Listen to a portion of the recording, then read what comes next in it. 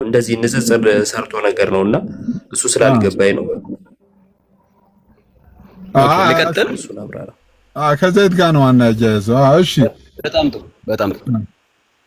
ዘይትን የሚሸጡ ሰዎች ዘይት ለመሸጥ አስበው አይደለም። የተሰጣቸው ጸጋ ነበረ፣ የፈውስ ጸጋ የሆነ ነገር ራሳቸው ላይ ተመለከቱ። ከዛም በኋላ እንደሚታወቀው እነዚህ ሰዎች በቂ ገቢ ያላቸው አይመስልኝም። ቢኖራቸውም እንደሚፈልጉት መኖር ስለማይችሉ ቤተክርስቲያን ውስጥ ደግሞ ጊዜያቸውን ሰጥቶ ማገልገል ስለሚፈልጉ ለዛ ደግሞ አክሰስ ያላገኙ ይመስለኛል።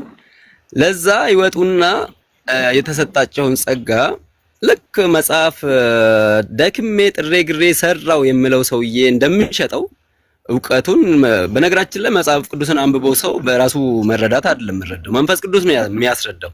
መጽሐፍ ሆኖ በቢብሊካል የሆነ መጽሐፍ አወጣለሁ ካልክ አንተ የራስህን መረዳት ሊሆን አይችልም። ምክንያቱም አንተ የምትረዳበት መንገድ በራስ መንገድ ከሆነ ምናልባት ከመንፈስ ቅዱስ ዕውቀት ያፈነገጠ ሊሆን ይችላል። የሆነ ኮራፕትድ የሆነ ነገር ልትቀላቀል ትችላለህ። አንድ ሰው መጽሐፍ ቅዱስን ተረድቶ መጽሐፍ ቅዱሳዊ ሆኖ ሌላ መጽሐፍ ላይ ለመገልበጥ የመንፈስ ቅዱስ ጸጋ ያስፈልገዋል። እሱን ጸጋ ደግሞ በራሱ ያገኘው በጥረቱ ያገኘው አይደለም። ስለዚህ ይህ ሰውዬ አስተማር የሚል ስሜት መንፈስ ቅዱስ ሲሰጠው ወይ ደግሞ ይህንን ጸጋ የማስተማር ወይ ደግሞ በመጽሐፍም ሆነ በስብከት የማስተማር ጸጋ ሲሰጠው ጊዜውን ሰጥቶ ቤተክርስቲያን ውስጥ እያገለገለ ከሆነ ደሞዝ አለው፣ ለሰራተኛ ደሞዝ ይገባዋል። ደሞዝ እየበላ እየሰራ ያለ ሰው ነው። ጊዜውን ሁሉ ስለሰጠ የጻፈበትም ያነበበበትም እንቅልፍ ያጣበትም እዛው ጊዜ ውስጥ ነው ያለው። የራሱ የሆነ ሌላ የጊዜ ማናጅመንት የለውም። ስለዚህ ጊዜውን ሰጥቶ እየሰራ ያለ ሰው ነውና እዛ ውስጥ ነው ያለው። የጻፈበትም ምንም ያደረገበትም ማለት ነው።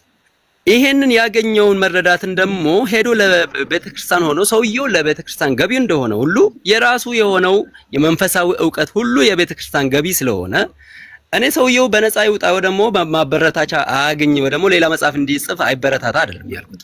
ሰውየው ለቤተክርስቲያን ገቢ ሆኖ ቤተክርስቲያን ደግሞ ለሰውየው ማበረታቻ የሚሆን ሰጥታ የጻፈውን ያዘጋጀውን ነገር ደግሞ ራሷ ፓብሊሽ አድርጋ ለቤተክርስቲያን አገልግሎት የሚውል ሆኖ ለሰውየው ደግሞ ማበረታቻ ቤተክርስቲያን ራሷ መስጠት አለባት እንጂ ሰውየው የግሌ ነው ብሎ ደከምኩበት ለፋውበት ብሎ በዛ ስሜት ወጥቶ መጻፍ ነው።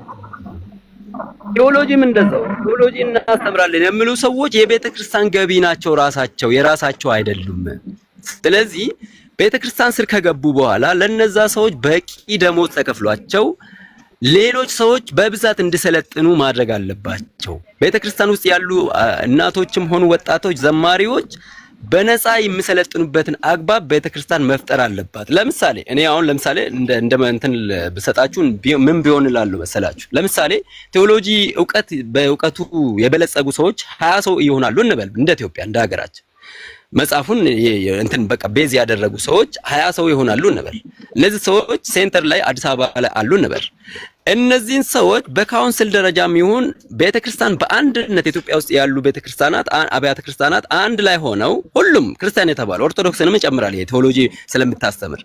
ስለዚህ ሁሉም አንድ ላይ መጥተው እነዚህ ሰዎችን እንዴት ገቢያቸውን ጨምረን ምንም ሳይቸገሩ ማስተማር ይችላሉ የሚለውን ሁኔታዎችን ካመቻቹ በኋላ በቂ ደሞዝ ለእግር ኳስ እንደሚከፈለው በቂ ደሞዝ ተከፍሏቸው እነዚህ ሰዎች ደግሞ ከየቤተ ክርስቲያኑ የተወጣጡ ሰዎችን በነፃ ማሰልጠን የሚችሉበትን አግባብ ቢፈጠር እነዛ የሰለጠኑ ሰዎች ደግሞ ተመልሰው ወደ ቤተ ክርስቲያን ተመልሰው ከስር ያሉትን ወጣቶችን እናቶችን ማሰልጠን ይችላሉ። ምክንያቱም ቴዎሎጂ ከመሰረቱ ወሬ ውስጥ ብራዘር አሁን ያወራከው ወሬ ውስጥ ራሱ ነፃ የለም። ቤተክርስቲያን ታሳትም ያልክ ነው። ቤተክርስቲያን ከህዝብ በመሰበሰበው ገንዘብ ነው የምታሳትመው፣ ነፃ አይደለም ማለት ነው። ሐሳብህም እኮ ነፃ የሚባል ነገር እንደሌለ እንድታቅ ነው። ከዛ ቤተክርስቲያን አሳተመች፣ ከዛ ለጻፉበት ደግሞ ቤተክርስቲያን በቂ ነገር ትስጣቸዋል። ቤተክርስቲያን ከሰጠቻቸው የምትሰጠው አስራትና መባ ከህዝቡ የሰበሰበችውን ገንዘብ ነው መልሳ የምትሰጣቸው። ስለዚህ አሁንም በነፃ አይደለም የሆነው። አሁን አንተ ሰዎቹ ራሳቸው አንተ ኦን ማድረጋቸውን የደበረክ በእነሱ ፐብሊሽድ አድርገው በእነሱ የሽያጭ ቁጥጥር ውስጥ መዋሉ ነው እንጂ የደበረክ ገንዘብ አያገኙ የሚል ሐሳብ የለም። ቤተክርስቲያን ትስጣችሁ እያልከ ነው። ሰራተኛ ደሞዝ ይቆዋል። ቤተክርስቲያን ትስጣችሁ አላልክም? ጸሐፊ ደሞዝተኛ አይደለም። አቤላ መጽሐፉ እኮ በነፃ ይታደል እኮ ያለ እኮ አይደለም። ግን ሳይታወቅ ምንድነው ቅር ያለ የመጣው ልጁ ለምንድነው ሰዎቹ የሚጠቀሙት ነው? የመንፈሳዊ ነገር ስለሆነ ለምን ይጠቀማሉ ነው አይደል ወንድማችን? እነሱ በራሳቸው እንዳመጡት አድርገው በራሳቸው ንግድ ውስጥ መግባት የለባቸው። ስማ ጥረት ቆይ ጥያቄ ልጠይቅ። ጥረት የለውም ነው እያልክ ያለው? መጽሐፍ የሰዎች ኤፈርት የለውም? ጊዜያቸውን ቆይ ሰው ቆይ ልጠይቅ፣ ባጭሩ መልስልኝ። ጊዜያቸውን አይከፍሉም ሰዎች? መልስልኝ። ለመጽሐፍ ቅድም እኮ ስናገር ነበር። ጊዜያቸውን ከፍለው ምን ብሎ ይጽፋሉ። ጉልበታቸውን አያወጡ እንዲመች ወጣኝ ነው ያወጣሉ። እሺ ቆይ ጉልበታቸውን ያወጣሉ፣ ጊዜያቸውን ያወጣሉ።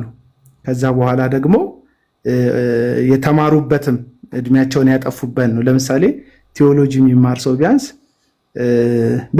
4 ዓመት ይማራል። ቴዎሎጂ ትምህርት ቤት ገብቶ 4 ዓመት ይማራል። ከዛ ማስተርስ ያደርገዋል አይደል? ከዛ በኋላ ፒኤችዲ ደረጃ ለመድረስ ደግሞ የሆነ ጉዳይ ላይ በጣም በቃ ተራቆ መስራት አለበት።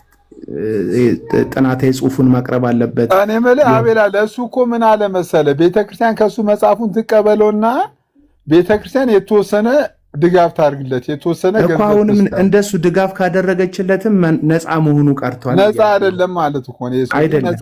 እኔ አሁን ቅርብ ጊዜ በመሰረተ ክርስቶስ እዚህ ለቡ መሰረተ ክርስቶስ አንድ ዶክተር የጻፈውን መጽሐፍ ለቤተክርስቲያን ሰጠ። ቤተክርስቲያኗ ናት ወጪ አውጥታ እንትን ያሳተመችው። ከዛ በኋላ የሰውየው ስም አለ፣ የሰውየው ጸሐፊነት አለ፣ የመሰከሩለት ጸሐፊዎች አሉ ከኋላ። ከዛ በኋላ መጽሐፉን ቤተክርስቲያን የምትጠቀምበት ያ ሰውዬ ለቤተክርስቲያን ሰጥቶታል መጽሐፉን። ኦልሬዲ አንተ እንደዛ ነው የምትለው ያለው ሙሉ ወጪው ቸርች ውስጥ የመጽሐፍ ፕራይሱን መጽሐፍ ላይ ለጥፎ እንደሚሸጠው እነዛ ሰዎች ፎቶአቸውንና ፕራይሱን ዘይት ላይ ለጥፈው የመጽሐፍ ዝግጅት አገልግሎት የሚባል ወይም ደግሞ የመጽሐፍ አዘጋጅ አገልግሎት የሚባል ዘርፍ አለ። ለምሳሌ በቸርች ውስጥ የዝማሬ አለ፣ የትምህርት አለ ምናምን። የቴዎሎጂ በትምህርት ውስጥ የሚጠቃለል ነው።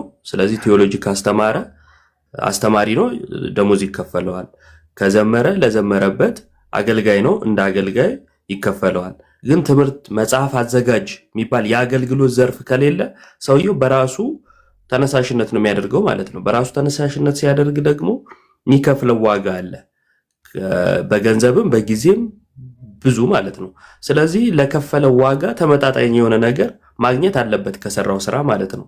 ያንን የሚከለክል እስከማውቀው ቤተክርስቲያን ስርዓትም ትምህርትም የለም ያንን የሚከለክል። ከሞራል አንጻር ካየነው ደግሞ ይሄ ለገንዘብ ሆኖ ዲቴል በቃ ገንዘብን ብቻ ታርጌት ያደረገ ሁሉ ነገር ገንዘብን ለማግኘት የሚሆን ከሆነ ደግሞ እሱ ሌላ ችግር ነው። ከሞራል አንጻር ልንጠይቅ ወይም ይሄ ነገር እኮ ልክ አይደለም ሊባል ይችላል። የተጋነነ የሚጠየቅ ከሆነ መጽሐፉ ማይጠቅም ሆኖ እንዲሁ በመጽሐፍ ስም ገንዘብ የሚሰበስብ ከሆነ እንደዚህ አይነት ከሆነ ትችት መሰንዘር ይቻላል። ግን ሸጦ ለምን ተጠቀመ የሚለውና ከቤተክርስቲያን አገናኝቶ የሚወራ ከሆነ ትንሽ የሚከብድ ይመስለኛል። አላውቅም። ምን ሙሉ ለሙሉ እስማማለሁ። አሁን እኮ ንጽጽርህ እኮ ከዘይት ሽያጭ ጋር ደግሞ መሆኑ ምንም በቃ ማይገናኝ ነው የሚሆነው።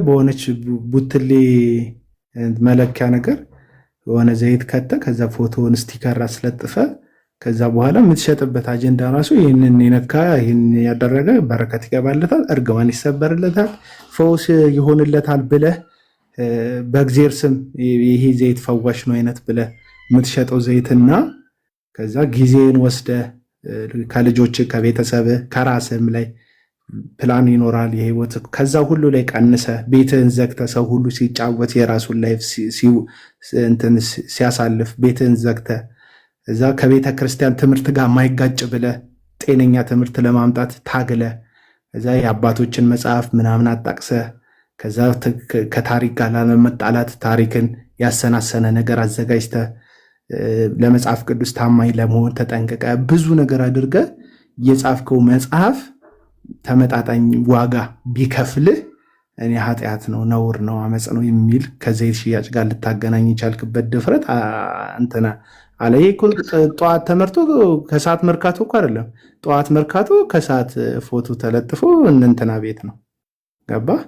ጠዋት ከመርካቶ ተገዝቶ ከሰዓት ይሄ ምንም የማይገናኝ ይፈርት የማይጠይቅ ድፍረትና ነውረኝነት ብቻ የሚጠይቅ የዘይትን ሽያጭ እውቀትን ከሚጠይቅ ሞራልን ከሚጠይቅ ጊዜን ከሚጠይቅ መስዋዕትነት ከሚያስከፍል ብዕርን ከሚያስነሳ ሰዎች ሁሉ የፈለጉትን ሲያደርጉ ሲውሉ ራስህን ደብቅ አንገትን ደፍተ ጎባጣ እስክትሆን አከርካሪክ አንገትን የሚሸከም አከርካሪክ እስኪጣመም ድረስ ጎንበስ ብለህ ሰዎች ቀና ቀና ብለው ራሳቸውን በሚያሳዩበት አንተ የሆኑ ጸሐፊዎች መጽሐፍ ውስጥ ተወትፈክ ያመጣከውን እንደ ወርቅ ማለት ነው። አሁን ወርቅ እኮ በነገር ላይ የመድኃኒዓለም ስጦታ እኮ ነው፣ ነዳጅ ጭምር። ወርቅን የሚፈልጉት ሰዎች ግን እንዴት እንደሚፈጉት አያለ። በጣም ብዙ ቆሻሻ ነገር ይደፋሉ በእንትናቸው በሚዝቁበት በሳፋ ነገራቸው። ከዛ ከወርቁን ለማውጣት ምናምን ነገር ብዙ አፈር ይደፋሉ፣ ውሃ ይደፋሉ፣ ያጠላሉ። እንደዛ ብዙ ሰዓት ለፍተው ትንንሽዬ ብናኝ እንትን ነው ሳፋቸው ላይ የሚገኘው። እነዚህ ሰዎች ከመሬት ላይ ያወጡት በነፃ ነው ያወጡት። እንዴት በነፃ አይሸጡልኝም ማለት እንችላለን እኮ። ፈጥረውት አይደለም ያመጡት፣ መሬት የሰጠቻቸውን ብቻ ነው ያወጡት። ነገር ግን እነዚህ ሰዎች የደከሙትን ድካም ማንም አልደከመም። የሆነ ሰውዬ የሆነ ሚስቱን ሰርፕራይዝ ለማድረግ ያለቀለት ወርቅ ይገዛል። እነዚህ ሰዎች ግን ልብሳቸውን አበክተው እግራቸውን አበክተው ሌሊትም ቀንም ነው የሚለፉት። ልክ እንደዚህ እንደ ወርቅ አውጪዎቹ ናቸው እኔ መጽሐፍ ጸሐፊዎች የሚመስለኝ ገባ። ከብዙ አተላ ከሆነ እውቀት ብራዘር ይቆይ ልጨርስ። ከብዙ አተላ ከሆነ እውቀት፣ ከብዙ ከማይጠቅም እውቀት፣ ከብዙ ከማይረባ ህይወትን ከማይሰጥ ከግሳግሱ መካከል አጥለው አጠንፍፈው ተምረው ተዘጋጅተው ከእውቀትም ደግሞ የሚሻለው እውቀት ይሄ ነው ብለው ነው የሚሰጡ መጽሐፋቸው።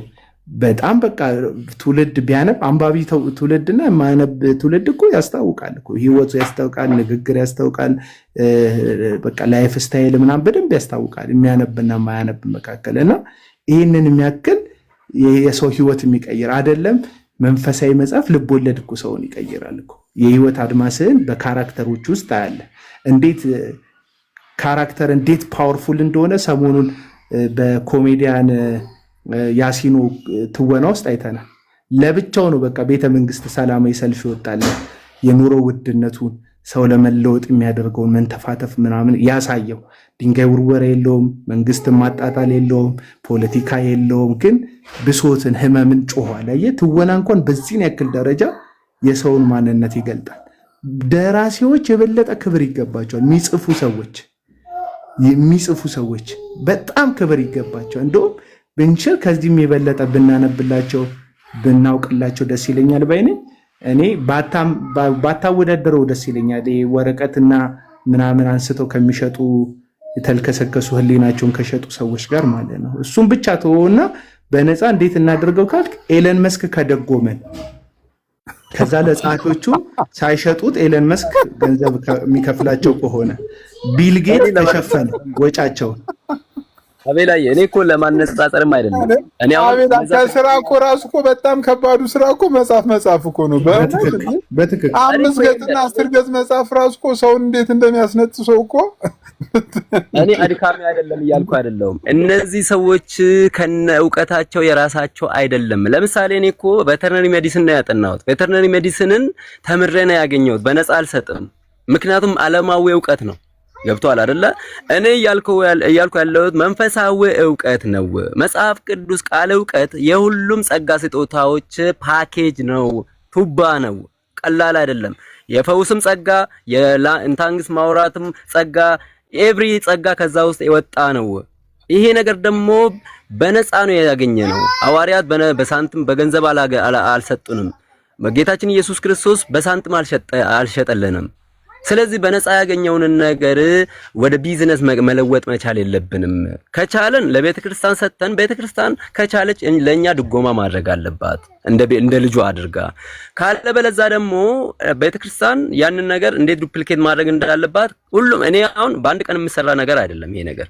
ሁሉም ቤተክርስቲያናት አንድ ላይ ብሰባሰቡ ማተሚያ ቤት የማይሰሩበት ምንም ምክንያት የለም። ግለሰብ እኮ ማተሚያ ቤት አለው አሁን። ስለዚህ ቤተክርስቲያን አንድ ላይ እንትን ብላ ገቢዋን አሰባስባ ማተሚያ ቤት አይደለም ምንም ማድረግ ትችላለች። ገቢ አላት፣ ሚሊየንስ ቢሊየንስ ገቢ አላት። አንድ ኦርቶዶክስ ቤተክርስቲያን እንኳን ይሄንን ማድረግ ትችል ይሆናል። ብንደማመር ማተሚያ ቤት እንትን ማድረግ እንችላለን። መንፈሳዊ የሆኑ ነገሮች ከዓለማዊው ጋር ተቀላቅሎ ገበያ ውስጥ ተዘርግቶ መሸጥ እንዳይኖርባቸው ማድረግ እንችላለን። ቢብሊካል ማድረግ እንችላለን ሁሉንም ነገር። ያ ማለት ደግሞ እነዚህ አዋቂዎች የደከሙት የዘመሩት ሁሉ ነገር እንትን ያደረጉ ሰዎች እንዲሁ ይሸኙና ልጆቻቸው ሜዳ ላይ በተኑ አይደለም።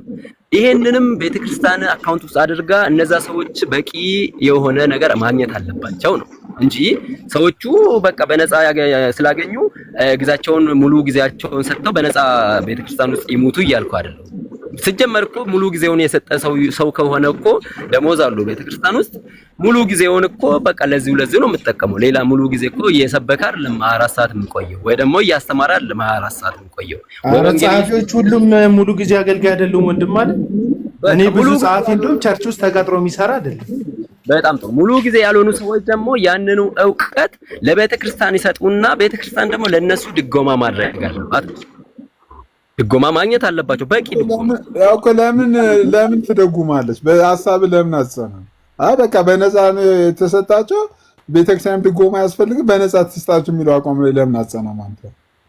እኔ እያልኩ ያለሁት እኮ ራሳቸው ሸጠው አይደለም። ቤተክርስቲያን ለምንድን ነው የምትደጉማት? በነፃ ከሆነ ጽፎ ብቻ በነፃ ለምን አይሰጥም? ለምንድን ነው ሰራተኛ ደሞዝ ይገባዋል። በራሱ ጊዜ ሸጦ ሳይሆን ከቤተክርስቲያን በቅንነት ህዝቡ ያሰባሰበውን ገንዘብ ለምንም አይደለም ለወንጌል ስርጭት ስለሆነ ለወንጌል መስፋፋት። አንተ እኮ መግፋት ያለብህ ሐሳቡን እኮ እስከ መጨረሻው መታገል ያለብህ ጸሐፊዎቹን በነፃ መስጠት አለባቸው፣ ቤተክርስቲያንን በነፃ ማደር አለባት የሚለውን ነው አንተ እንትን ማለት ያለብህ። ነፃ የሚባል ነገር የለም ያልኩት ለዛ ነው። ቅድም አሁን እሺ አንድ 5 ዓመት የፈጀ ለዝግጅቱ 5 ዓመት የፈጀ መጽሐፍ ስንት ብር ይሰጠው ለጸሐፊ? እስቲ ሬንጅ አውጣ። እስቲ ስንት ብር እንስጠው ለጸሐፊ?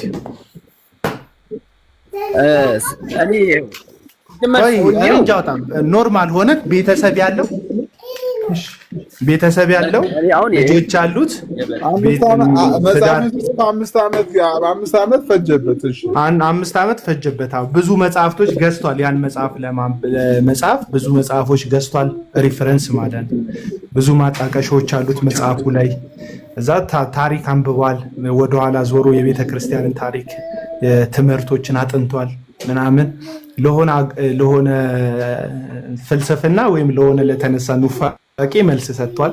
ይህ ሰው የ5 ዓመት ፈጀበት እንበል። ስንት ብር ትስጠው ለቤተ ክርስቲያን ይስጣትና ስንት ብር ትስጠው ቤተ ክርስቲያን ለ5 ዓመት ልፋቱ? በጣም ጥሩ። ይሄ ፐርሰናል ነው ማለት ያ ሰውዬ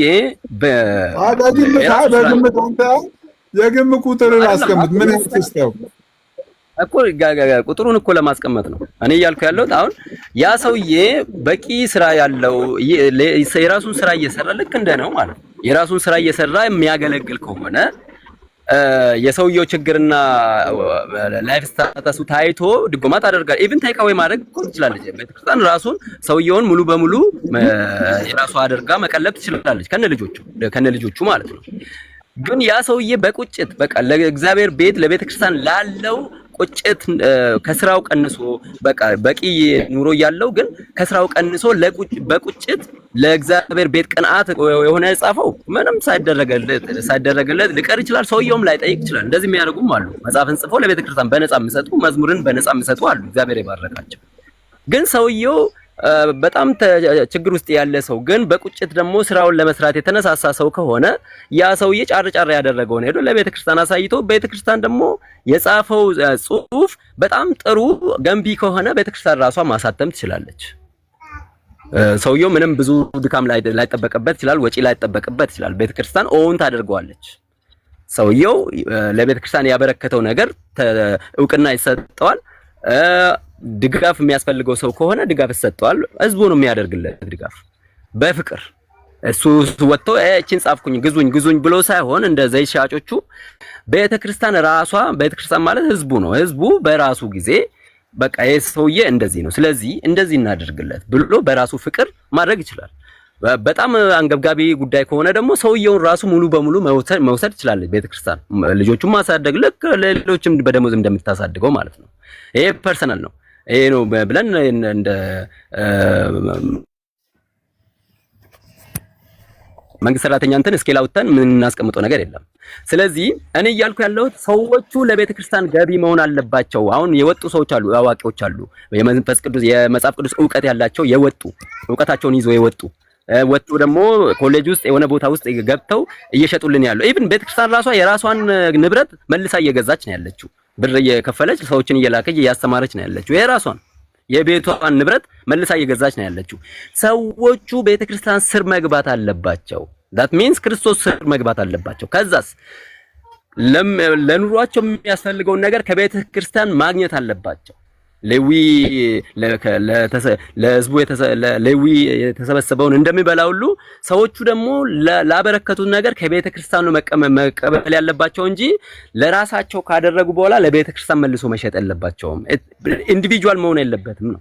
የቸርች ንብረት ነው እንጂ እኔ ሰዎቹ ይራቡ አይደለም እያልኩ ያለሁት። ከቻሉ የራሳቸው ስራ አሁን አንተ በምናብክ የፈጠርከው ጻፊ የተደላደለ ህይወት ያለው ተደላደለ ኑሮ ያለው ከዛ መጽሐፍ የሚጽፍ ሰው ነው ያልክ ያለው። መጽሐፍ ለመጻፍ ቤታቸው መጽሐፍ ለመጻፍ ሁሉ ነገራቸውን ትተው ቤታቸው ቁጭ የሚሉ ሰዎች አሉ መጽሐፉን ለመጻፍ። ስለዚህ እነዚህ ሰዎች መጽሐፉን ለመጻፍ ቤታቸው ቁጭ ካሉ ሰው ሲራኮት ለራሱ ነገር እነሱ ለትውልዱ አንድ ነገር ለማበርከት ቤታቸው አንገታቸውን ደፍተው ቁጭ የሚሉ ከሆነ 5 ዓመት ፈጀባቸው ብንል ለነዛ ሰዎች ስንት ይከፈላቸው ስንት ይሰጣቸው ከቤተ ክርስቲያን ያነሱ መልስልን።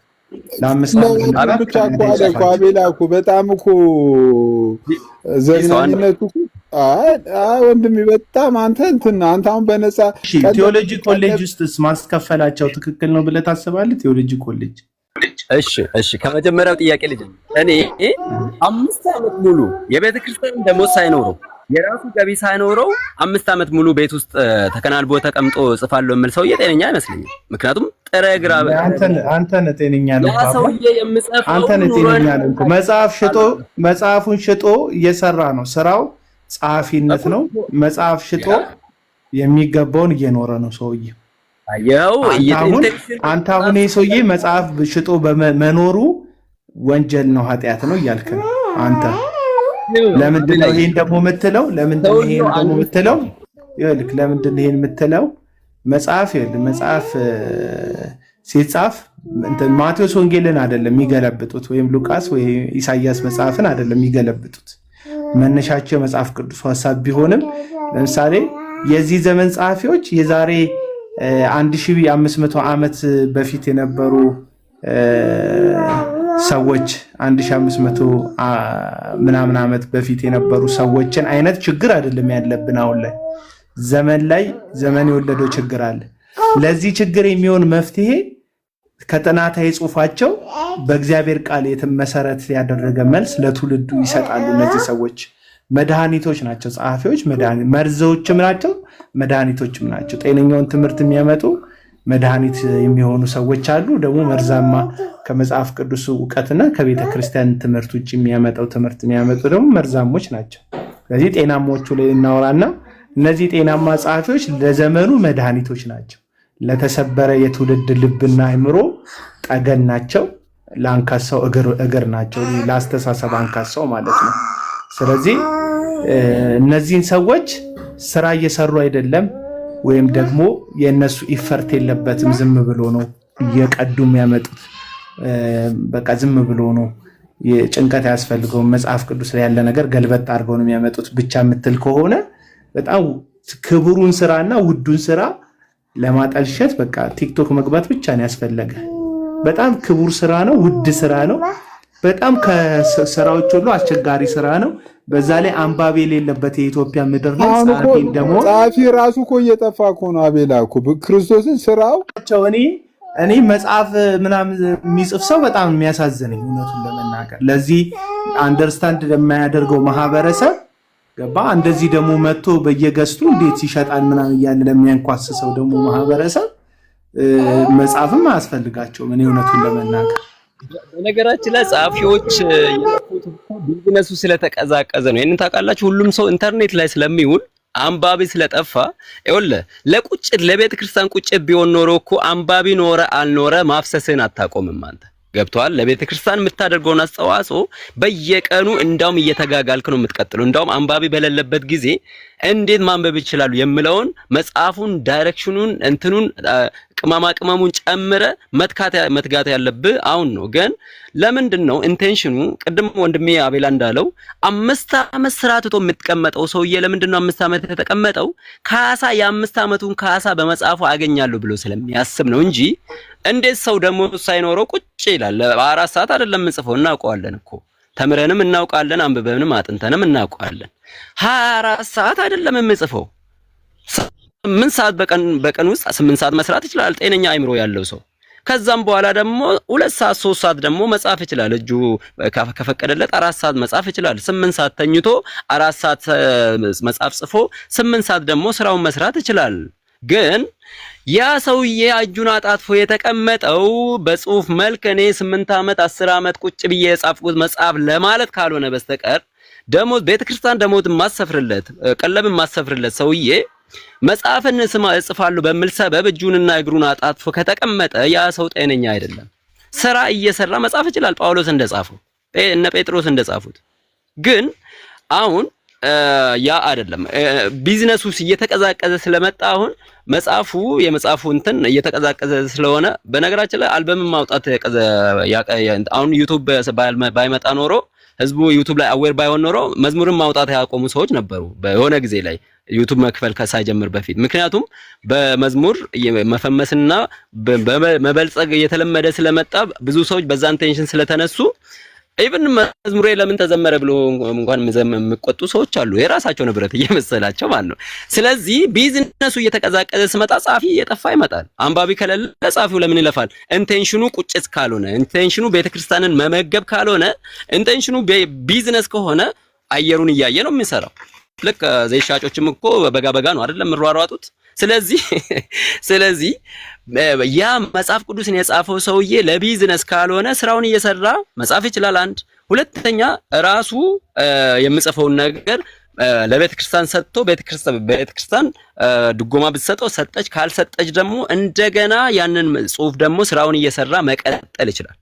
ስራ መፍታት አይጠበቅበትም ለማለት ፈልጌ ነው። ለዚህ እንዴት አገናኘው ከዘይት ጋር? ይሄኛው እግዚአብሔር ጸጋ ስጦታ ነው። ሰው በራሱ መንገድ መጽሐፍ ቅዱስን አይረዳም። በራሱ መንገድ መጽሐፍ ቅዱስን መረዳት ቢችል ኖሮ ቴዎሎጂ የተማሩ ሙስሊሞች ናቸው ጌታን የሚቀበሉት። በራሱ ጥረት ቢሆን ቴዎሎጂ እኮ የተማሩ መልሶ ምናምን አረባክ ባክ አንተ በቃ ዝም ብለህ አሁን እኮ ስንሰማ እኮ ይልክ ሐሳብ ካሳምኖን ምናምን አሳምኖን እኮ አይደል እየሰማን ያለ እንደው መከራከር የሚሆን አይደለም ሐሳብ። ግን አሁን አንተ ለቢዝነስ ነው ምናምን ያልከው ቢሆንስ ቢሆንስ አንድ ሰው ታለንቱ የአእምሮ መብት የአእምሮ ችሎታው መጽሐፍ ከሆነ በዛ መጽሐፍ ተዳደራለሁ ብሎ ካስቦ ቢሸጥ ምን ያገባሃል? ምን ያገባሃል? ማኔጅመንት እና አካውንቲንግ አይደለም፣ የእግዚአብሔር ቃል ነው። የእግዚአብሔር ቃልን አይደለም ኮፒ አድርገው የሰሩልክ አንተ ሰውዬ። የእግዚአብሔር ቃልን አይደለም ኮፒ አድርገው የጻፉልህ። የእግዚአብሔርንም ቃል እኮ በነፃ አይደለም እያገኘ ያለው። ሄደ ገበያ እየገዛ ነው። ለምኑ ነው የምትገዛው? መጽሐፉን ነው የምትገዛው? ቃሉን ነው የምትገዛው? አይደለም የምትገዛው ያሳተሙበትን የቀለሙን ነው የምትገዛው። እንትን ፕሪንት የተደረገበትን ነው የምትገዛው። ገባ? መጽሐፍ ቅዱስ እንዴት ይሸጣል? ቢዝነስ ነው ምናምን ልትል ነው? የመጽሐፍ ቅዱስ ማህበር የሚባል ማህበር አለ፣ ሰራተኞች አሉት። ገባ? ይህ መጽሐፍ እንዳይበረዝ የሚጠብቁ ጠባቂዎች አሉ። የካቶሊኮች አሉ፣ ኦርቶዶክሶች አሉ፣ ወንጌላውያን አማኞች አሉ። ገባ? በዛ ውስጥ በጣም በቃ ዌል ኤጁኬትድ የሆኑ ሰዎች አሉ። መጽሐፍ ሲመጣ ዋናውን ትርጉም እንዳይስት የሚጠነቀቁ ሰዎች። ገባ? ግሪኩንም አርማይኩንም ዕብራይስጡንም ሊሆን ይችላል። በዚህ ቋንቋ እድሜያቸውን ሰጥተው የተማሩ ሰዎች ገባ በቃ ህይወታቸውን የሰጡ ለዛ ነገር። አንድ ሰው እኮ ኑሮዬን ይቀይራል ብሎ ላይሆን ይችላል። በህይወት ገጠመኝ ግን ቴዎሎጂ ገብቶ ይማራል። በዛ ነገር ተሰጥቶ 20 ዓመት 30 ዓመት በዛ ትምህርት ሊያሳልፍ ይችላል። በዚህ ትምህርት ያሳለፈ ሰውዬ ምን ይስራ ገባ? ህዝቡን ማገልገል አለበት፣ ህዝቡን መጥቀም አለበት። ያለው ዕውቀት ስነ መለኮት ነው። በዚህ ይህንን ስነ መለኮት ስለ መለኮታዊ የሆነ ዕውቀቱን ቤተክርስቲያን የተለያዩ ንፋሶች ይነሱባታል። የዘመን ንፋሶች ገባ? አንደኛው ክፍለ ዘመን ላይ የነበሩ አባቶች የመለሱት ኑፋቂ ትምህርት አለ። ሁለተኛው፣ ሶስተኛው፣ አራተኛው እስከዚህ ዘመን ድረስ ቤተክርስቲያን የተለያየ ንፋስ መጥቶባታል፣ እየመለሰች ነው። በዚህ ዘመን ደግሞ የሚመጣ ትምህርት አለ። ዘመነኝነት የወለደው ዘመናዊ አስተሳሰብ አለ። ይህንን ትምህርት የሚመክቱት ጸሐፊዎች ናቸው፣ መልስ የሚሰጡት ጸሐፊዎች ናቸው። እነዚህ ሰዎች ደግሞ ጊዜያቸውን ያሳለፉት ትምህርት መምረጥ ከብዷቸው አይደለም። ገባ? እዚህ ጋር አንተ የሆነ ትምህርት ተምረህ ሊሆን ይችላል። እዛ የሆነ ትምህርት ተምረህ ምርጫክ ነው። እነዚህ ሰዎች መርጠው ወደ ስነ መለኮት ትምህርት ገብተዋል። የእድሜያቸውን እኩሌታ ለዚህ ዕውቀት ለዚህ ትምህርት ሰጥተዋል። ስለዚህ እነዚህ ሰዎች ቤተክርስቲያንን ባላቸው ዕውቀት አጥር ለቤተክርስቲያን አጥር መሆናቸው ገቢ ማስገኘቱ ለነሱ እኔ የተቀናጠ ህይወት የሚኖር መጽሐፍ የጻፈ ሰውዬ አይቻል አቅም መኪና ያለው እንኳን አላቅም። ጸሐፊዎች በጣም ሌላ ጎንዮሽ ስራ ከሌላቸው በስተቀር በእግራቸው የሚኳትኑ በባስ የሚጠቀሙ ታክሲ የሚጠቀሙ የተለየም ኑሮ የሌላቸው አይደሉም። አንተ ወደዚህ መተህ ገመቺስ ከሚነዳ ዘይት ሻጭ ጋር ገመቺስ እየነዳ 3-4 ቤት ከሚነዳ ወጠምሻ ሰዎች በግራና በቀኝ አሰልፎ ጋርዶቼ ናችሁ እያለ ራሱን ከምስኪኑ ማህበረሰብ ለመለየትና ላለመነካት ከሚንተፋተፍ ጥጋበኛ ዘይት ሻጭ ጋር አንገታቸውን አቀርቅረው ጎባጣ እስኪሆኑ ድረስ እጃቸው እስኪላላጥ ድረስ የሚጽፉ ጸሐፊዎችን በዚህን ያክል ደረጃ ያን ያህል ብዙ ትርፍ በማይገኝበት የመጽሐፍ አገልግሎት እንዱ መተቸት ምንም እዚህ ውሃ የሚቋጠር አይደለም። ገለባ የሆነ ሐሳብና አይዲያ ነው ይዘክ የመጣ። እኔ እውነቴን ነው ሐሳብህን ነው ገለባ ያልኩት አንተና ሐሳብህ በጣም ገለባ ነው። ጂሰስ አንዴ ቆይ ከፈቀዳችሁ አቡነ ወንድሜ አይ ላቭ ጂሰስ ነው ስም ሶሪ በጣም ያው ጂሰስ ከተጠራ ችግር የለውም። ብዙም እንትን አትበለው። አቤል አቡንም ምን አልከኝ ወንድሜ? ልታስቀስፉኝ ነው ወይ አንዴ ነው ላለመቀሰፍ እኮ በራስ በትክክለኛ ስም መምጣት ነው ያለብህ ወንድሜ። ቀጥል። አይ ላቭ ጂሰስ እኮ ነው የሚለው። ኦኬ ከማከል ጂሰስ ነው የሚታየው። እሺ ቀጥል። ችግር የለም። አይ ላቭ ጂሰስ አይልም። አይ አለ የልብ ቅርጽ አለ። ልብን ላብ ብለህ አንተን የተረጎምከው እኔ ጂሰስን አነበብኩ። ትልቁን አንብቤ ያለው ኤኒዌይ አይ ሄርት ጂሰስ ነው። አይ ሄርት ጂሰስ ከሆነ ደግሞ ምን እንደሆነ ወቅ ወንድም። ኤኒዌይ አቡና አሚን እኔ ኦርቶዶክስ ተከታይ ነኝ ብዬ እንዳልል ከቤተሰብ የወረስኩት ነው። አሚን ዛሬ አውቄ የተቀየርኩበት ምናምን ነገር አይደለም። ነገር ግን በአንዳንድ ምክንያት አንዳንዴ በቃ መጽሐፍ ቅዱስን እንኳን ሳላነብ በመዝሙርም በምንም ነገር በቃ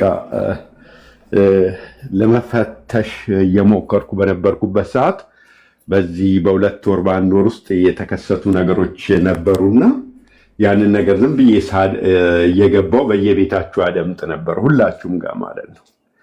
ግን ሰሞኑ የሆነው ነገር እኔ ሆነስትሊ በዋንን ነው ማወራው። ማለት ከተንኮል ከምናምን ካሰባችሁት የራሳችሁ ጉዳይ ነው። ግን ከመጽሐፍ ሽያጭ ጋር ይገናኛል?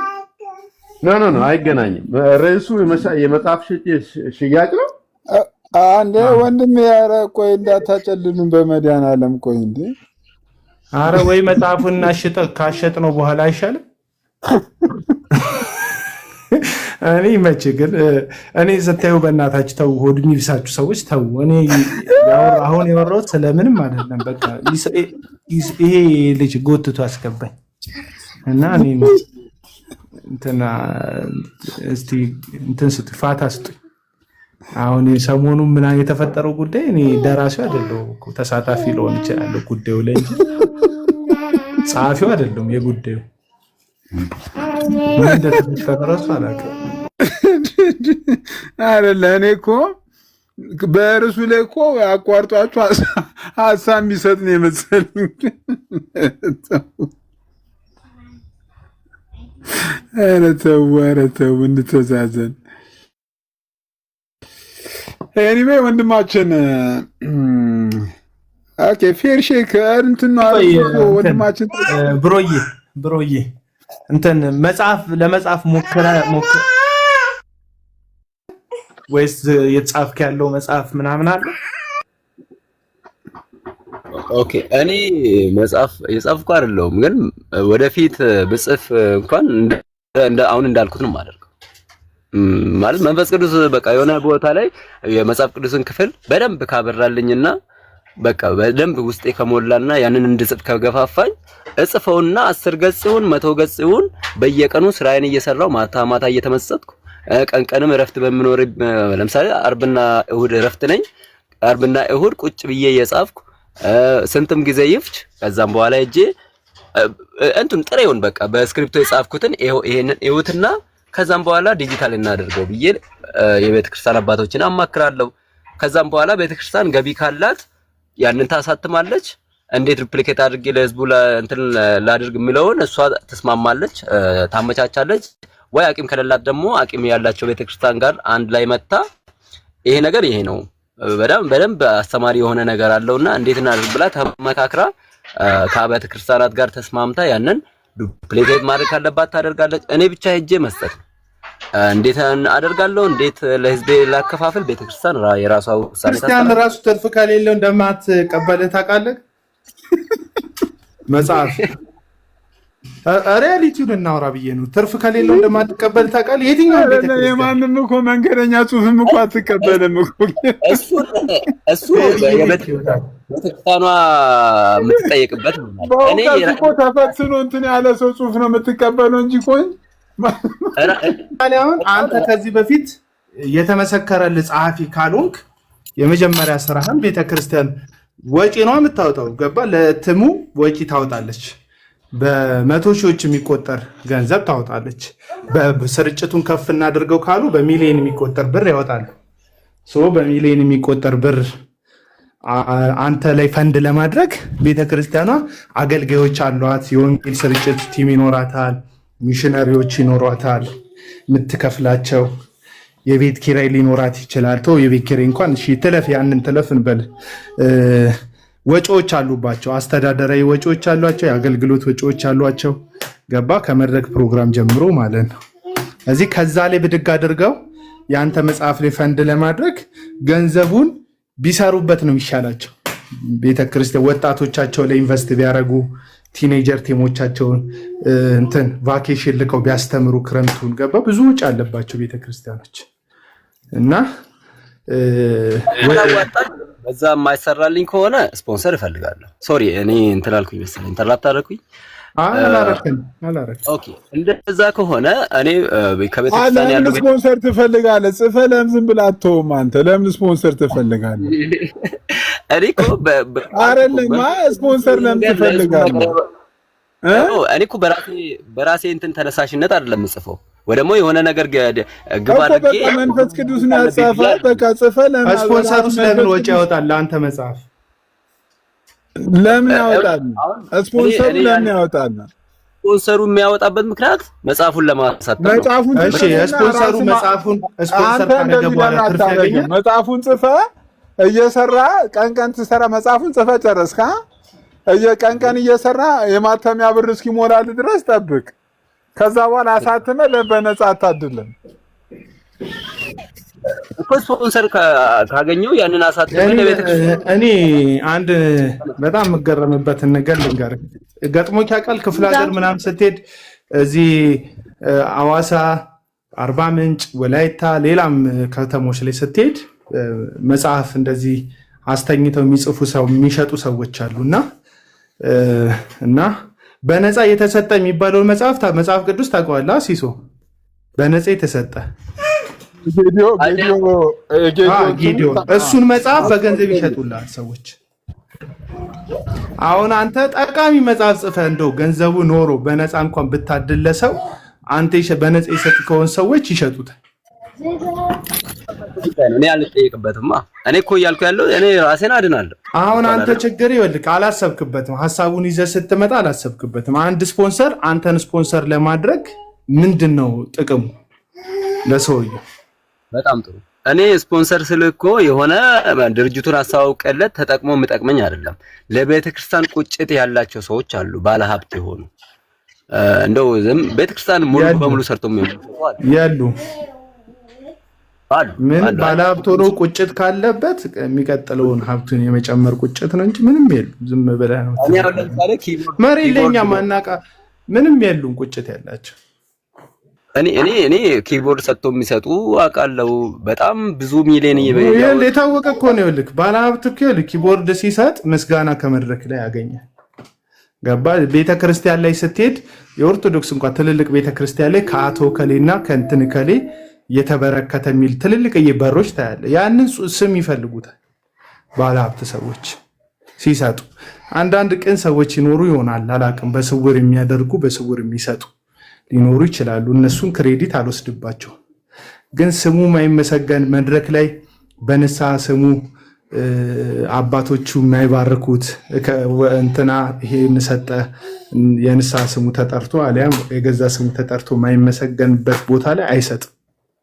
ባለሀብት የምትላቸው ሰዎች ለምን ምን አይነት ዓለም ውስጥ እንዳለ አላቅም። ስንት ቡና እንደጠጣ አላቅም።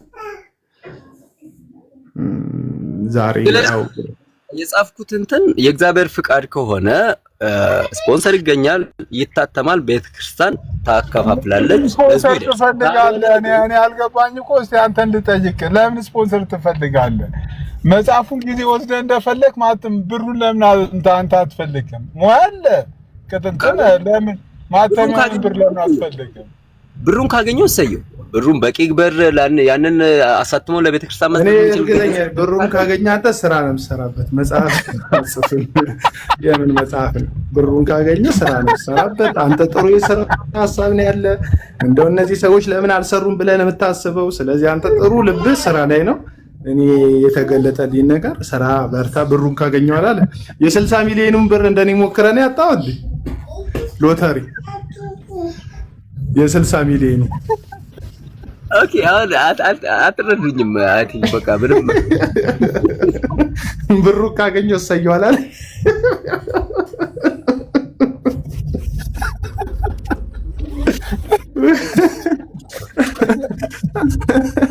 ጸሐፊውም እኮ ብሩን ቢያገኝ በነፃ ይሰጠናል እኮ።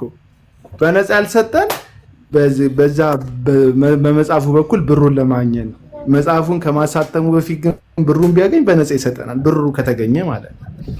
እና ብሩን ባገኝ ያልከው ሐሳብ ላይ ይሰመርበት። በቃ ብሩን ባገኝ ነው አሁን የህይወት ጥያቄ። ብሩን ባገኝ ነው። መጽሐፍ ጸሐፊውን ለማትረፍ አይደለም። ቢያንስ አሁን 600 ሺህ ብር ያወጣ ጸሐፊ 650 ሺህ ብር ቢያገኝ ከዛ መጽሐፍ እንደው እንደ ትርፍ የሚታይ አይደለም። 700 ሺህ ቢያገኝ እሺ 300 ሺህ ብር ቢያገኝ ከአንድ መጽሐፍ እንደው ብዙ አይገኝም ብዬ እርግጠኛ ስለምሆኑ በመጽሐፍ አንባቢ ትውልድ የለም፣ ብዙዎቻችን አናነብ። ስለዚህ አንድ 600 ሺህ ብር ያወጣበትን መጽሐፍ ስርጭቱ መጠነኛ ስርጭት ያለው እንኳን ቢሆን የሆነ ያክል እንትን ቢል ከዛ ከ600 ሺህ ብር 300 ሺህ ብር ቢያገኝ ለአንድ ዓመት ልፋት 300 ሺህ ብር በጣም ትንሽ ነው። ትራንስፖርት ተጠቅሞ መጽሐፍቶች አስልኮ ከውጭ የውጭ መጽሐፍቶች ውድ ናቸው። ብዙ በእኛ ሀገር መጽሐፎች አይገኙም ታውቃለህ። እንደውም ጥንታዊ መጽሐፍት ኦርቶዶክሳውያን ጋር ነው እንጂ እኛ ፕሮቴስታንቶች ጋር አታገኝም። ጥንታዊ መጽሐፎች ለማግኘት ገባ ትልልቅ ጸሐፊዎች የጻፉትን መጽሐፍ ለማግኘት የግድ ውጭ ሀገር የተጻፉ መጽሐፎች ያስፈልጉናል። ወይ አውሮፓውያን ወይ አሜሪካውያን የጻፉት መጽሐፍ ያስፈልገናል። ይህንን መጽሐፎች ማጣቀሾች ማለት ነው። እነዛን መጽሐፎች ገዝቶ ገባ ይህ ሁሉ ወጪ አለበት አንድ ጸሐፊ ሲጽፍ። በመቶ ሺዎች የሚቆጠሩ ያወጣል። ስርጭት ላስፋው ካለ በሚሊዮን ያወጣል። እዚህ እንደዚህ አይነት ወጪ አውጥቶ 300 400 ሺህ ብር ቢያገኝ ተወሱ ያወጣውን ያክል ቢያገኝ መልሶ እጥፍ 600 ሺህ ብር አውጥቶ 600 ሺህ ብር ቢያገኝ እጥፍ ወጪውን መልሶለት ቢያገኝ በጣም ጸዴ ነው።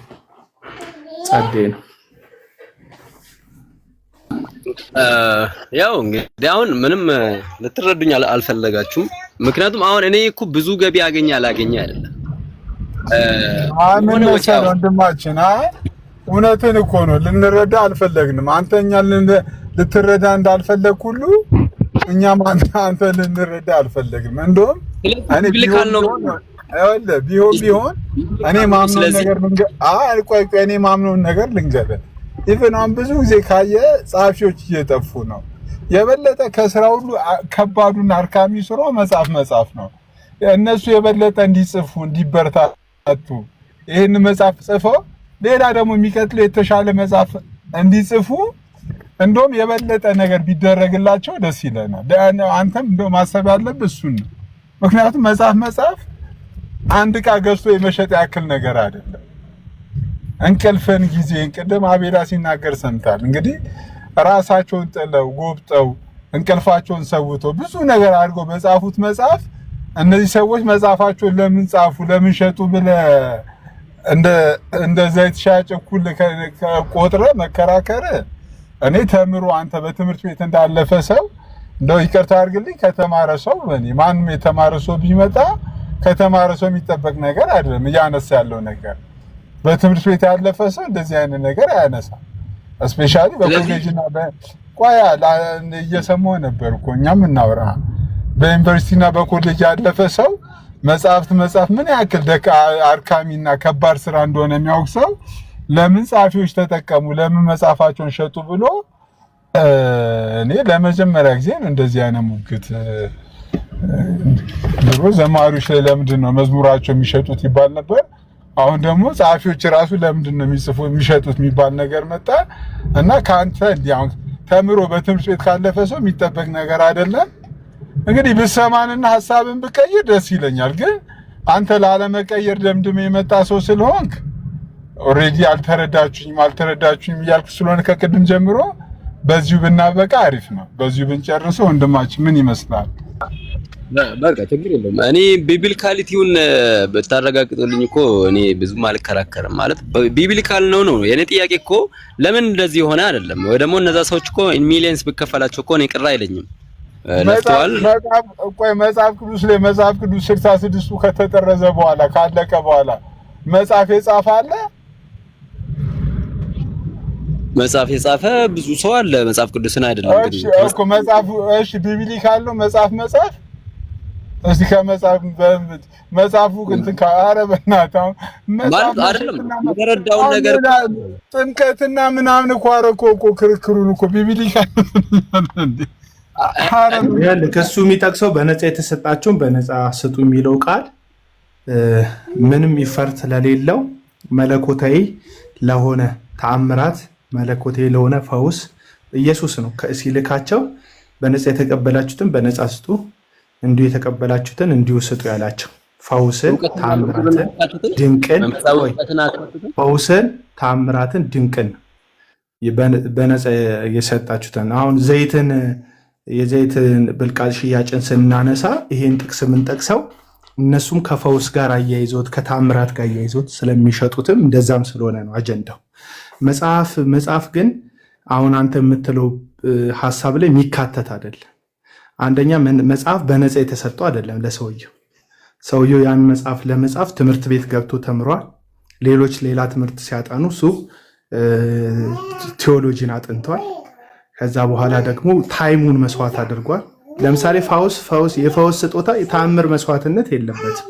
ለምሳሌ ሐዋርያት ታይማቸው መስዋዕት አድርገው አይደለም፣ እግዚአብሔር ቸር ስለሆነ ነው ከአሳጥማጅነት ከቀራጭነት አንስቶ የሆኑትን ያደረጋቸው። ለዛ ግን ምንም ይፈርት የለም ከነሱ ካለን ተከትሏል፣ ሲታዘውታል። እሱን መጥቀስ እንችላለን ታዛዥነታቸው ምናምን። ስጦታው ግን በነፃ የተሰጠ ነው። ለዚህ ነው በነፃ የተሰጣቸው ያለው ጌታ ስለሆነ በነፃ እንደተሰጣቸው እናውቃለን። ራሱ ጌታ በነፃ ሰጣችሁ ስላለ ማለት ነው።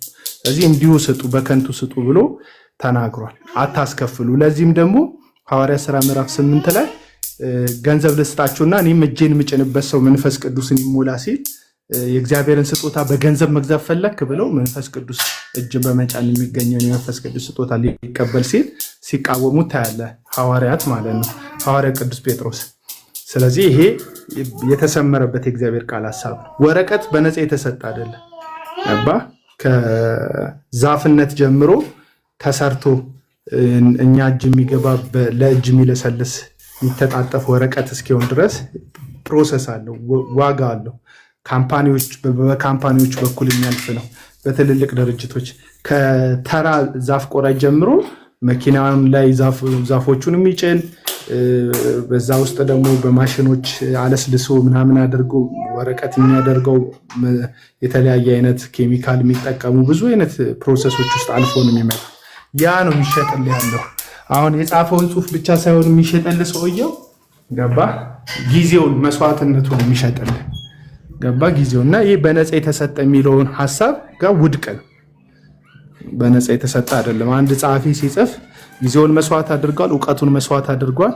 ያ እውቀት እንቅልፍ ልባችን ውስጥ በእንቅልፍ ልቡ የተሰጠ እውቀት አይደለም። አሁን የእግዚአብሔር አስተማሪነት የእግዚአብሔር ስጦታ እንደሆነ ባቀብ ግን አንድ ጸሐፊ የተረዳውን ነገር ለመረዳት እንቅልፉን መስዋዕት ማድረግ አለበት፣ መጽሐፍ ማንበብ አለበት፣ ጊዜውን ሰጥቶ ብዙ መጽሐፍቶች ሪሰርች አድርጎ መስራት አለበት፣ የሚመልሰውን መልስ ጠንቅቆ ማወቅ አለበት። ይህ በነፃ የተገኘ አይደለም። ስለዚህ በነፃ የተቀበሉትን በነፃ ይስጡ ምናምን የምትለው ጥቅስ ለዚህ አይሰራም ልልክ ፈልጌ ነው። እና እንደዛ ነው። ኦኬ። ስለዚህ አሁን ጳውሎስ እስር ቤት ውስጥ ሆኖ ተጠቦ እንቅልፉን አጥቶ የጻፋቸው እነዛ ሁሉ ደብዳቤዎች ጳውሎስ ደብዳቤ ነው የጻፈው። ለደብዳቤ የሚያስከፍል ሰው የለም። ደብዳቤ የሚጻፈው ጳውሎስ ለተደራሲዎቹ ደብዳቤ ጻፈ። ደብዳቤው ለእኛ ተጠርዞ መጽሐፍ ቅዱስ ሆነ።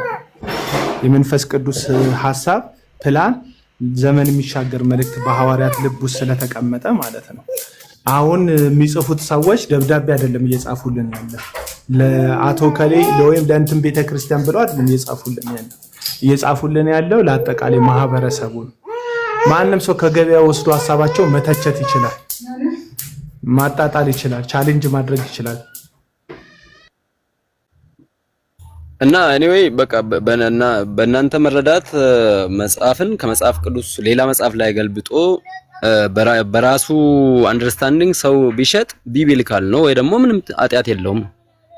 በዚህ መልኩ ልቀበላችሁ እናንተ በራሱ አንደርስታንዲንግ ያልከው አንተ ነህ። ሰዎቹ ሲጽፉ ምንጭ አላቸው። የቤተክርስቲያን አባቶች የሚጠቅሳሉ። እኔ ስለ ጥሩዎቹ ጻፊዎች ነው እያወራ ያለሁት። የቤተክርስቲያን አባቶች ይጠቅሳሉ፣ ታሪክን ይጠቅሳሉ። እነዚህ ሰዎች ከዛ በኋላ ኮንክሉዥን ደግሞ ይሰጣሉ። የራሳ በዚህ ዘመን ለኛ የሚሆነውን መልእክት ያስቀምጡልናል።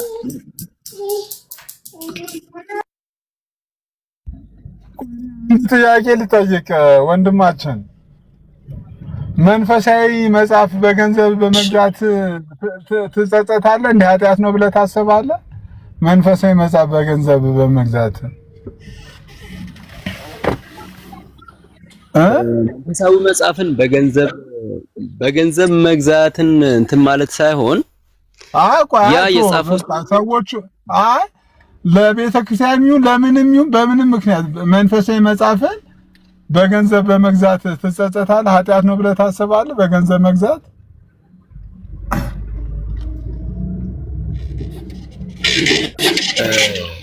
ለምሳሌ እኔ መጽሐፍ ቅዱስ መግዛት ግዴታዬ ነው። መጽሐፍ ቅዱስን እገዛለሁ። ከመጽሐፍ ቅዱስ ውጭ ግን ሌሎች ሰዎች ከመጽሐፍ ቅዱስ ውጭ ያሉ መጽሐፍቶች ለምሳሌ እነ መለስ ወጉ የጻፏቸው መጽሐፍቶች አሉ። ዶክተር መለስ ወጉ፣ ሌሎችም በተለያዩ የቤተክርስቲያን መምህራን የጻፉት መጽሐፎች አሉ። እነ ሰለሞን የጻፉት መጽሐፍ አሉ። እነሱን መጽሐፍ በገንዘብ በመግዛት ኃጢአት ነው ብለህ ትጸጸታለህ ወይስ አንተ ጭራሹን ኃጢአት ስለሆነ አገዛም በገንዘብ? እኔ ሐዋርያው ጳውሎስ ድንገት መሬት ላይ ተከስቶ አንተ ቆይ ጳውሎስን ተወና የራስን ጥያቄ ድንገት ተከስቶ ድንገት አልገዛም እኮ ያልከው ያለው አይከሰትም። እሱ ራሱ አሁን ጽፎ የራሱን እኮ አንተ ለምሳሌ ሰለሞን ገብረመድህን የጻፈውን የደነበረው በቅሎ የሚለውን መጽሐፍ ለምሳሌ ሰለሞን ገብረመድህን የደነበረው በቅሎ የሚል መጽሐፍ ጽፏል። እሱን መጽሐፍ በገንዘብ መግዛት ኃጢአት ነው? ኃጢአት አይደለም።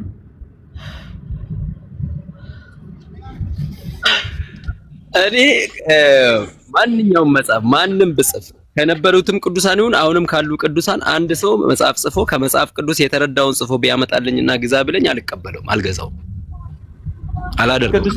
በነፃ በሰጠኝ መሸጡን ትስማማለህ እኮ ቤተክርስቲያንን ብሸጥ አትቀበልም አንተ? መሸጡንስ ትስማማለህ? የነፃ ፎቢያን ያዛ መጽሐፍ ቅዱስ መግዛት ትስማማለህ? መጽሐፍ ቅዱስ ብቻልና ስርዓቱ በስተካከል ማተሚያ ቤት ቤተክርስቲያን አንድ ላይ ሆና ማተሚያ ቤት ቢኖራትና መጽሐፍ ቅዱስ እንጻና የተለያየ ነገር የሚሰራ እንትን መጽሐፍ ቅዱስን ብገዛና ለአማኞች ብሰጥ ጥሩ ነው። ይሄ እስካልተስተካከለ ድረስ መጽሐፍ ቅዱስ ማግኘት ስላለብኝ እገዛለሁ። ግን መጽሐፍ ቅዱስ ከሱቅ ላይ ወይ ደግሞ የሆነ ቦታ ላይ ገበያ ውስጥ ተበትኖ ከሌሎች መጽሐፍ ጋር አንድ ላይ ተቀላቅሎ መሸጡ እኔ ደስታ አይሰጠኝም። ፐርሰናሊ እኔ በጣም ነው የሚደብረኝ። ሻይ ቦታ ላይ መጽሐፍ ቅዱስን ሳገኝ ምን መሆን ነበረበት ብዬ አምናለሁ። ህንጻ የሚደረድረው የተለያየ እህል ምናምን መጋዘን ውስጥ የሚሞላው የቤተክርስቲያን ንብረት መጽሐፍ ቅዱስን ለምእመኑ ማሳተም አለባት። ለዚህ ደግሞ ምእመኑ ማዋጣት ያለበትን ገንዘብ ቤተክርስቲያን መሰብሰብ መቻል አለባት። አንድ ላይ ሆኖ ወይ ማተሚያ ቤት መስራት ቤተክርስቲያን እንደ አንድነት አጠቃላይ ሁሉም አንድ አጥቢያ አለ። አንድ ጥያቄ ልጠይቅ፣ መጽሐፍ ቅዱስ ስንት እንደሚሸጥ ታውቃለህ? አሁን ሺህ ብር አፍቀርታል። እሺ 1000 ብር ወይንም 2000 ብር ይሸጣል ብለን ውሰድ። ትክክለኛ ግን የአንድ መጽሐፍ ዋጋ እንደው በአጋጣሚ የመጽሐፍ ቅዱስ ማህበር መጥተው ቤተክርስቲያን አንተ ያለበት አጥቢያ ቤተክርስቲያን መጥተው ሲናገሩ መግለጫ ሲሰጡ የአንድ መጽሐፍ ቅዱስ ዋጋ ምን ያህል እንደሚገመት ምናምን ሰምተህ ታውቃለህ? እሱን አላውቅም።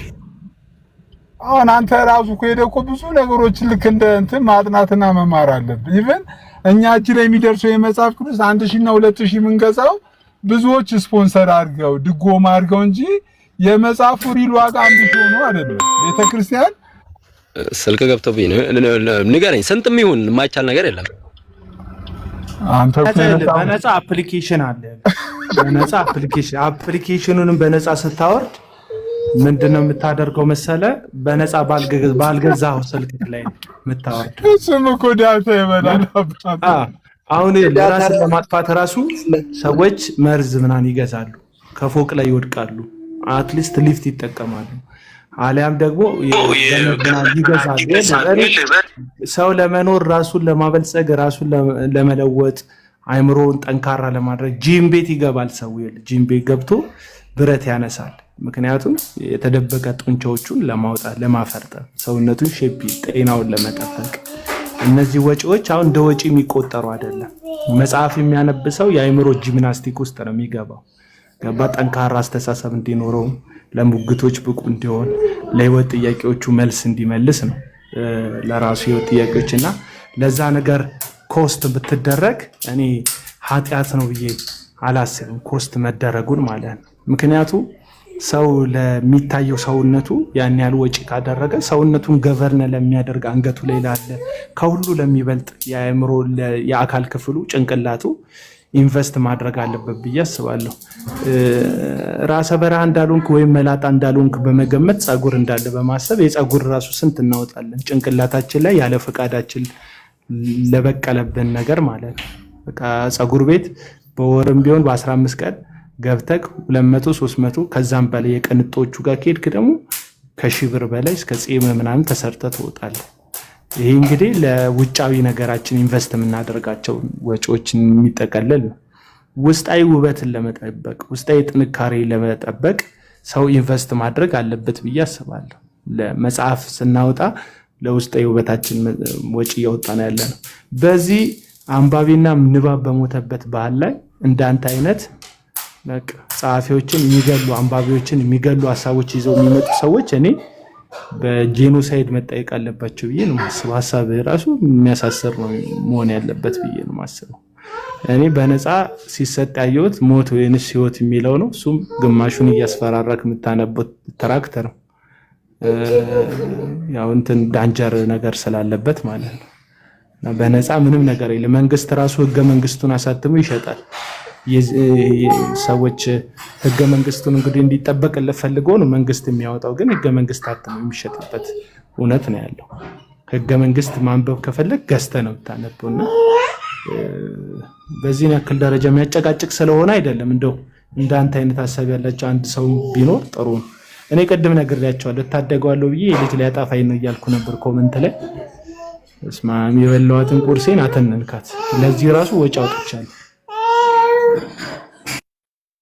ስለዚህ ዞሮ ዞሮ ቢብሊካል ነው ብላችሁ ለዘጉ ነው። አሁን እኮ አይዘር ቢብሊካል አላላችሁኝም ኦር ቢብሊካል አይደለም አላላችሁኝም፣ ግን ማስተባበያ ነው እየሰጣችሁ ያላችሁት። ቢብሊካል ነው በሉኝና አልከራከርከና የተቀበላችሁትን በነፃ ስጡ የሚለውን ቃል ጣስ አይደለም እያልኩ ነው። በነፃ የተቀበላችሁትን በነፃ ስጡ፣ ለተአምራት፣ ለፈውስ፣ ለድንቅ ነው። ያው ወንድ ወገን ስለገቡ እነሱን ደግሞ ያው ማለት መዝሙርና የማስተማር ጸጋ ለብቻ ወዳጄ ብዙ ሰዓት እንትን ስላልካቸው ላግዛችሁ በአዲስ ኢነርጂ ብዬ ነው። መጽሐፍ ቅዱሳዊ ነው። ለምሳሌ ኢየሱስ ክርስቶስ እንጀራ ግዙ ብሎ ይልካቸው ነበር አይደለ? ደቀ መዛሙርቱን አይደል? ለእውነት ስለዚህ እንጀራ ይገዛሉ፣ ልብስ ይገዛሉ፣ መጽሐፍቶችንም መጽሐፍ መያዣም ሁሉንም ይገዙ ነበር። በነፃ ስጡ ያለው ጌታ ኢየሱስ ግን ምን ብሎ ነው? ሄዱና አጋንንትን አውጡ፣ ሙታንን አንሱ፣ ለምጻምን አንጹ፣ ጉንድሽን ቀጥሉ፣ ሽባን ተርትሩ አለና ይሄንን በነፃ የተቀበላችሁት ጸጋ በነፃ ስጧቸው አለ። በቃ ከዚህ ውጪ ግን ሌላው ነገር ኢየሱስ ራሱ መርከብ ላይ ከፍሎ ነበረ በወጀብ የሚመላለሰው። እሱ ራሱ ግብር ከፍሎ ነበር የሚመላለሰው። ኤኒ ነገር እየገዛ ነው። እንጀራ ራሱ የሚበላው ግዙ ብሎ ገንዘብ ሰጥቶ ነው። በገንዘባቸው ደግሞ የሚያገለግሉ ሰዎች ነበሩ። በያ ገንዘብ ደግሞ ምግብ የሚገዙበት የተለያየ ትራንስፖርት የሚጠቀሙበት ነበር። ገብቷል? ይሄ ሙታን ማስነሳት ጸጋ ግን ካለህ፣ ሽባ መተርተር ጸጋ ግን ከተሰጠህ እሱን በነፃ ስተብልሃል። እሱን በነፃ መስጠት ነው ያለብህ። ግልጽ ሆነልህ? አናቀላቅላ ማለት እኔ ሐሳብን እንትን ለማለት አይደለም፣ ካውንተር ለማድረግ አይደለም። ግን ይሄ ለመርከብ ለምግብ ለእንጀራ ከፈሉ ምለውን ከዚህኛው ጋር አናቀላቅላ። ሄዱ የተባሉት እኮ ለመፈወዝ ብቻ አይደለም፣ ወንጌልንም ስበኩ ተብለዋል። ወንጌልን ስትሰብኩ ወንጌልን ስትሰብኩ ተቀበላችሁ፣ ካልተቀበላችሁ ደግሞ እግራችሁን አራግፋችሁ ውጡ። ግን አይደለም፣ እሱን አይደለም። ወንጌልን ስበኩ የሚለው ሳይሆን በነፃ ስጡ ያለው ምንን ሰጥቷቸው ነው? ሙታንን አስነሱ የሚለው ቃል ነው አይደል? እሱ ብቻ አይደለም፣ የሚለው ነው እንትን በነፃ ነው የተሰጣቸው ጸጋ። ወንጌልንም የሚያሰብክ ነው። ሄዱና ለዓለም ሁሉ ሙታንን አስነሱ፣ ለምጻምን አንጹ፣ ጉንድሽን ቀጥሉ፣ ሽባን ተርትሩ፣ አጋንንትን አውጡ ነው አይደለ? ዋናው ፖይንቱ በነፃ የተቀበላችሁት ያለው ብቻ አይደለም። እኔ አንተ ልጠይቅ ማንበብን በነፃ ነው ያገኘው ወይስ ትምህርት ቤት ገብተህ ተምረህ ነው? ኧረ ቆይ ተረጋጋ። ትምህርት ቤት ገብተህ ነው ማንበብን ወይስ በነፃ ተቀብለህ ነው? ከሰማይ ነው ዱብ ያለው ማንበብ የቻልከው? መጽሐፍ ቅጆች የቻልከው? በገንዘብ የገዛው ተማርኩኝ። መንግስት እንኳን በምን አይነት የተጻፈው መጽሐፍ ቅዱስ በምን አይነት የተጻፈው? መጽሐፊያ ፊደሉና መጽሐፉ ምን አይ ነው? ሰማያዊ ነው? ወጪ የለውም ማለት አይደለም። ስለ ጸጋው ነው እያወራ ያለው። ጸጋ ነው። ወረቀቱ ጸጋ ነው ብለህ ነው የምታምነው? እኔ የምልህ አይ ላቭ ጂሰስ ወይ ከጸጋ ስጦታዎች ውስጥ እንደው ቆሮንቶስ ላይ ከተጠቀሱ ጸጋ ስጦታዎች ውስጥ መጽሐፍ የሚል ጸጋ ስጦታ አለ። እንግዲህ መጽሐፍ አይደለም። ያ ሰው መናገር ስለማይችል ወይ ደግሞ መድረክ ስለማይበቃው ስብከቱን በጽሁፍ መልክ ነው የሰበከው። ስብከት ነው። እዛ ውስጥ ወረቀቱንና ጽሁፉን ብቻ አይደለም፣ ቀለሙን አይደለም ማየት ያለብን። ሰውየው እየሸጠልን ያለው ስብከት ነው፣ የእግዚአብሔርን ቃል ነው። ዳሴ ያንን ቃሉን ነው በጽሁፍ በድምጽ ማሰማት ስለማይችል ያ ሰውዬ ወይ ደግሞ ሁሉም ቦታ መጽሐፍ ቅዱስ አሁን አንተ መጽሐፍ ቅዱስን ሽጡ የሚል አግኝተ ነው እንዴ አንተ መጽሐፍ ቅዱስ እገዛለሁ ስትል የነበረው ቅድም? አይደለም እኔ እኮ ምንም አማራጭ ስለሌለ መጽሐፍ ቅዱስ ደግሞ ለኖሬ ስለምገባ እገዛዋለሁ። ይሄንን ባዳት ቆጥርብኛል በያ እንትን አለ ለምንድነው የማይቆጥርብህ? ኃጢአት ነው ካልክ መግዛት የሚባለው ጭራሽ ኃጢአት ነው የሚል ሐሳብ ካለ ይቆጥርብሃል። ኃጢአት ነው ገባ ካለየው ማለት ነው። አሁን እኛ ኃጢአት የሚባለው ነው። ለምሳሌ ሐዋርያት ሥራ ምዕራፍ 8 ላይ መተው እጅ በመጫን ሲጸልዩ መንፈስ ቅዱስ ተቀበሉ ህዝቡ። ይሄንን ስጦታ ስጡኝ አለ። ይሄን ስልጣን ስጡኝ ብሎ ገንዘብ ሲያመጣ አንተና ገንዘብ ጥፋ፣ የእግዚአብሔርን ስጦታ በነፃ የተሰጠውን ስጦታ በገንዘብ አስባለና አሉት። እንግዲህ መንፈስ ቅዱስን የሚሞላው እግዚአብሔር ስለሆነ የምትጽፈውም አይደለም ያንተ ምንም አክቲቪቲ የሌለበት ጉዳይ ነው። ስብከቱ በምንድን ነው? የስብከቱ ጸጋይ በምንድን ነው? በመንፈስ አይደል? ቆይ አንዴ ለሰባኪ ራሱ እኮ ደሞዝ ይገባዋል። ምግብ ስጡት ብሏል እኮ ገባ። በነፃ ስጡ የተባለው ያንን የጸጋ ስጦታውን ነው እንጂ ስብከቱ ራሱ ሰባኪዎች እጥፍ ክብር ይገባቸዋል። የሚያበራየውን በሬ አፉን አትሰር ተብሏልና ይላል ገባ። ስለዚህ ከወንጌል ቀለብ እንዲቀበሉ ጌታ ራሱ ደንግጓል ተብሎ ተጽፏል። ሰባኪዎች ገንዘብ አያግኙ አይደለም ያለው ጌታ አይደል? ነገር ግን ፈውስና ታምራት ድንቆችን አንዴ ይኸውልህ ምን መሰለህ አሁን ሚዛናዊ ሁን ይኸውልህ መጽሐፍ ቅዱስን እገዛለሁ አማራጭ ስለሌለ ኃጢአት አይሆንብኝም ብለህ ለራስህ እሱን አጸደቅከው። ሌላውን ደግሞ ልትኮንነው ፈለግ ገባ። አሁን የጸጋ ስጦታን የሚሸጥ ሰው ካለ የተኮነነ ነው። ምንም እኛ እናሻሽለው ምንም አናረገውም። ነገር ግን አንድ መጽሐፍ የሚጽፍ ሰውዬ ቀለም ትምህርት ቤት ተምሮ ስንት ልፋት ለፍቶ የተማረውን ትምህርት እንደገና ደግሞ እስክሪብቶ ገዝቶ ወረቀት ገዝቶ ማተሚያ መውጪ ይሄን ሁሉ አውጥቶ ትራንስፖርት አውጥቶ በብዙ ትውልድ ጋር ለማድረስ የጻፈ ሰውዬ ይሄን ሁሉ ልፋት የለፋው ከሰማይ ዱብ ብሎለት አይደለም። እስክሪብቶ ዱብ አላለለትም፣ መጽሐፉ ዱብ አላለለትም፣ ማተሚያው ዱብ አላለለትም። ይሄ ልክ እንደ ሙታን ማስነሳት አጋንንት ማስወጣት ያለ አይነት ነፃ ስጦታ አይደለም ገባ። ይሄ ሁሉ በልፋት ዋጋ በመክፈል የመጣ ነው። ለሰራተኛ ደሞዝ ይገባዋል ስለተባለ ይሄ ሁሉ ይደረጋል። መጽሐፍ ቅዱስ ላይ ያሳየው ኢየሱስ እንኳን በነፃ እንጀራ አልበላም፣ በነፃ አልኖረም፣ ግብርም ይገብር ነበር። ገብቷል። ስለዚህ ሰባኪዎችንም ምንድን ያለው ወረድክ ሰባኪዎች ሲሳይ የበለግነው ኃጢአት ነው ኃጢአት አይደለም እያለ ሲሳይ ጉድ እኮ ነው ዛሬ ገጠመ።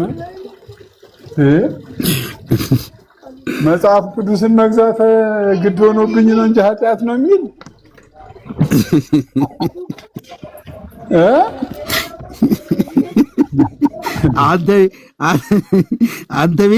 አንተ ቤት ታምሩ እየቀጠለ ነው። ጀርሚ ቀጥል።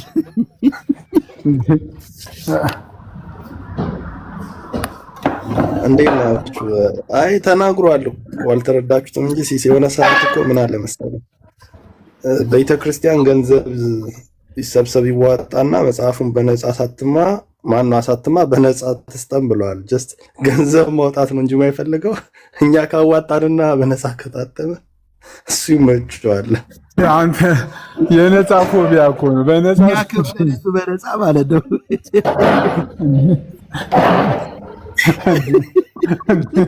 እግዚአብሔር አራ እኛ ከለለለት እሱ በነፃ ያዘው መጽሐፍ ግን ገዝቶት ከሆነ ኃጢአት እንዳይሆንበት ይመልስና በነፃ አንድ መጽሐፍ ላክለት አኛለና ይከፍል እኮ እሱ ችግር የለም እሱ ኧረ ዘንድሮ ስንት አይነት ሰው ነው ቲክቶክ የሚያሳየን። ኧረ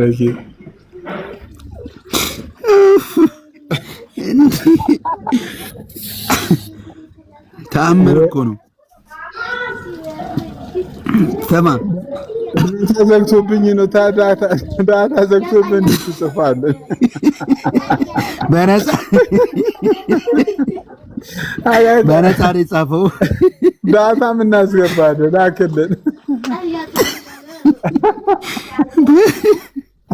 በነፃ ነው የጻፈው።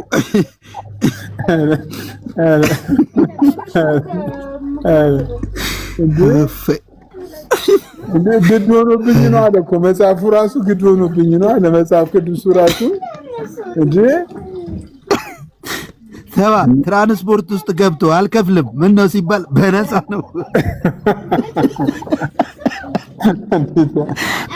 ሹፌርናው በነፃ ነው፣ መኪናው ነዳጁም በነፃ ነው። እግዚአብሔር ስጦታ ነው። እኛ እንትና መጽሐፍ የሚሸጡ መጽሐፍ ቅዱስ የሚሸጡ ጋሽ ወልድ ያሉ